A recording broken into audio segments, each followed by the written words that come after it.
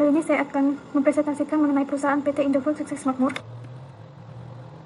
Perusahaan pertama kali didirikan oleh Sudono Salim dengan nama Pangan Jaya Inti Kusuma pada tanggal 14 Agustus 1990. Namun pada akhirnya, pada tanggal 5 Februari 1994, perusahaan berubah nama menjadi PT Indofood Sukses Makmur.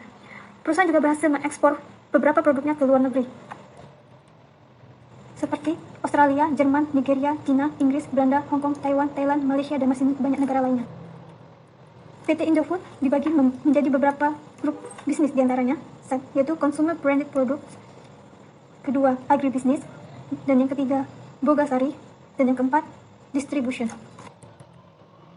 Pertama, Consumer Branded Products. Memproduksi barang bermerek konsumen terdiri dari 5 divisi terpisah, yaitu mie, penyedap makanan, produk susu, makanan ringan, serta nutrisi dan makanan khusus. Selanjutnya, Agribusiness. Kegiatan utama grup berkisar dari penelitian dan pengembangan, pemulihan benih, budidaya dan penggilingan kelapa sawit, hingga produksi dan pemasaran minyak goreng bermerek, margarin, dan shortening. Grup juga membudidayakan dan memproses karet, tebu, dan tanaman lainnya.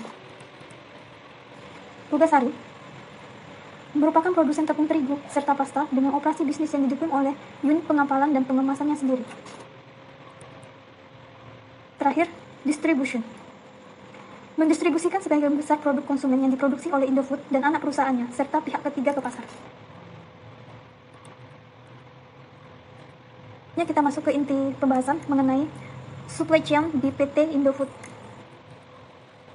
Secara garis besar, supply chain adalah strategi pemasaran dan pendistribusian hingga ke tangan konsumen. Terdapat 3 hal fokus utama dalam supply chain. Yang pertama, aliran fisik, kedua, aliran keuangan, dan ketiga, informasi arus. Berikut adalah contoh bagian supply chain yang ada di PT Indofood. Selanjutnya, aliran fisik. Ada 4 stakeholder utama dalam pengaplikasian supply chain, yaitu supplier, manufacturer, distribution, dan customer.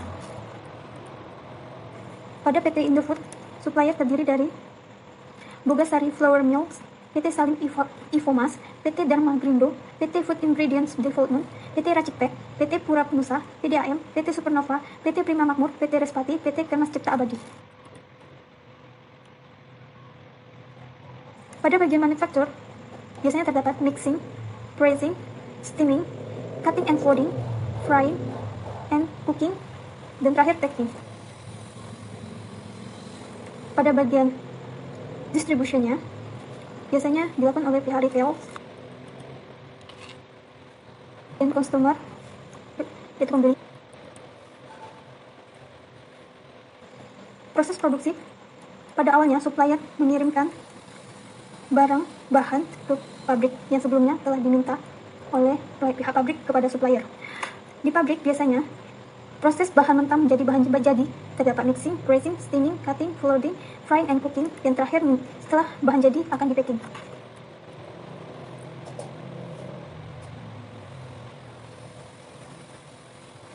Selanjutnya, barang dari bagian manufaktur ke distributor, distributor ke wholesaler, wholesaler ke retail, akhirnya sampai ke konsumen.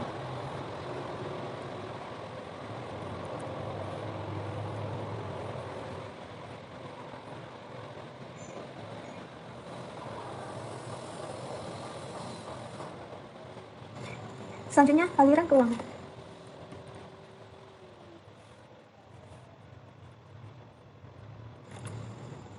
Pada saat konsumen melakukan payment kepada pihak retail, maka pihak retail akan mendapatkan invoice atau faktur dari konsumen.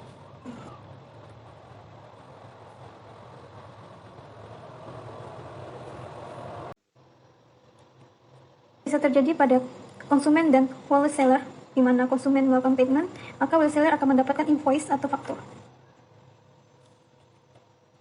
Ini juga dapat terjadi pada retail yang melakukan payment kepada distributor dan mendapatkan invoice dari pihak retail. Selanjutnya, distributor juga mendapatkan invoice dari wholesaler setelah wholesaler melakukan payment kepada distributor.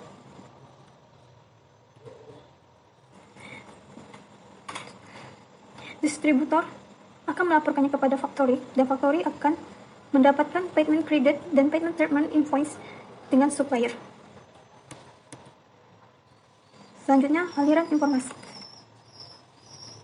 Sistem informasi yang bisa didapatkan adalah dari pihak factory melakukan pembelian atau stok bahan ke pihak supplier. Supplier akan melaporkan kapasitas produksi kepada pihak factory. Selanjutnya, bisa juga dari pihak factory memberikan jadwal pengiriman dan spesifikasi produk kepada pihak distributor, dan pihak distributor akan memberikan laporan mengenai ukuran dan kapasitas pengiriman, lokasi pengiriman, dan pemberitahuan penerimaan.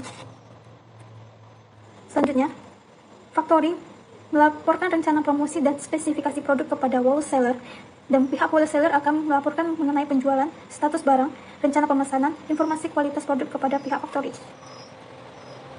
Selanjutnya, distributor akan melaporkan rencana pemesanan, pemberitahuan, penerimaan barang pada wholesaler, dan wholesaler akan memberikan laporan mengenai jam kerja dan rencana pemesanan pada pihak distributor. Dan wholesaler juga akan melaporkan rencana promosi kepada pihak retailer, dan retailer akan melaporkan penjualan, status barang, rencana promosi, dan rencana pemesanan kepada wholesaler. Terakhir, quality management system. Pihak supplier setiap 12 bulan sekali akan dievaluasi mengenai high rates material dan low rates materialnya. Kriteria yang harus dipenuhi oleh supplier yakni on time and in full delivery, cost competitiveness, dan traceability and flexibility. Sekian pembahasan dari saya mengenai supply chain PT Indofood. Terima kasih atas perhatiannya. Sampai jumpa di video selanjutnya.